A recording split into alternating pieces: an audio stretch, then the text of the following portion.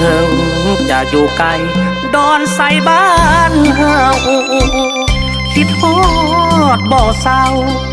ดอนใส่บ้านเกิดเงินนอนเป็นดอนสุดสวยสูงใหญ่กว้างไกลสุดตาตั้งอยู่กลางสายทลา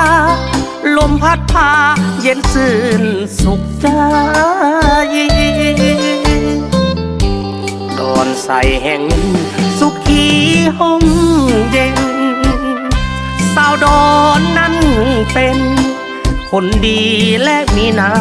ำใจปากเบาอ่อนหวา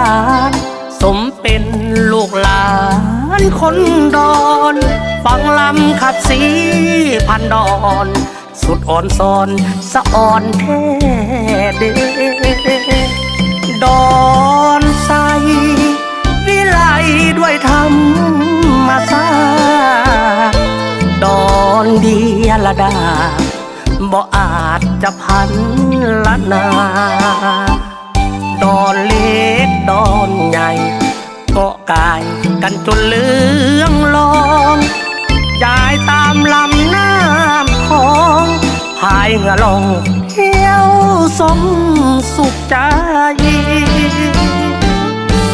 อยากไปแสนไกลใจยังหวังหาบ่ดนดอกนาจะมาเยี่ยมเยือนจนได้หากบุญยังมีโชคดีจะกลับมาไว้มาสร้างสวรรค์ดอนใสให้วิไลหุ่งเฮืองสุขี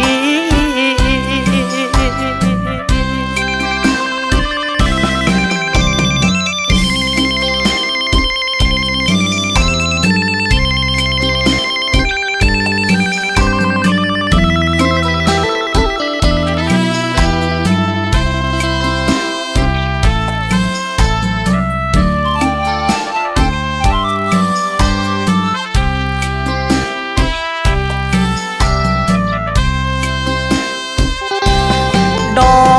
นใสวิไลด้วยธรรมศาสตร์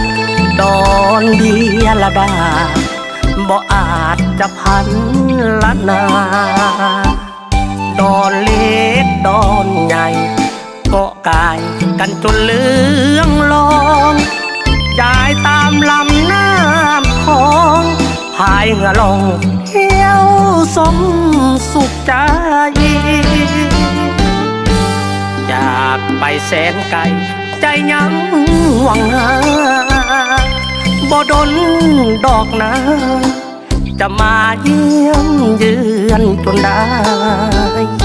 หากบุญยังมีโชคดีจะกลับมาไว้มาสร้างสวรรค์ดอนใสให้วิไลหุ่งเฮืองสุขี